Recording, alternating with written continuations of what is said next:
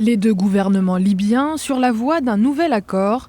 Une page de l'histoire libyenne pourrait se tourner d'ici le 30 septembre 2015 avec la signature par les camps de Tripoli et de Tobrouk d'un projet de gouvernement d'union nationale en Libye. La finalisation du texte est prévue après les festivités de l'Aïd el-Kébir, prévues ce jeudi 24 septembre. À Skhirat au Maroc, le chef de la mission des Nations Unies en Libye, Bernardino Leon, a déclaré le texte final de l'accord politique libyen en disant que le travail est déjà fini après au moins 4 versions d'accord sur le texte final depuis le début des négociations en 2014.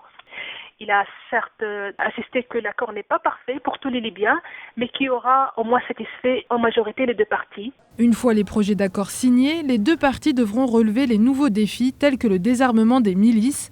Objectif, parvenir à un consensus national pour la reconstruction et l'unité de la Libye. Le futur reste incertain pour la Libye, même après l'accord entre les factions libyennes. Vu la conjoncture interne dans laquelle la Libye se dirige, cet accord-là sera peut-être un espoir pour d'autres pays tels que le Yémen, l'Irak et la Syrie qui pourront prendre cet exemple libyen comme modèle dans la négociation de la paix et l'arrêt des hostilités. Face aux plus grands défis pour la Libye et le danger de l'État islamique, la présence des milices qui refusent de se désarmer et surtout, comment reconstruire, ou plutôt construire à neuf une armée nationale qui aura l'aval de tous les Libyens, toute idéologie, groupes ethniques et tribaux confondus. À une plus grande échelle, la Libye pourrait jouer un rôle clé dans la lutte contre l'État islamique, dont l'Égypte et la Tunisie sont victimes depuis le début de l'année 2015. Avec la signature prochaine de l'accord unissant les deux factions, c'est l'espoir d'une stabilité de la région qui se dessine.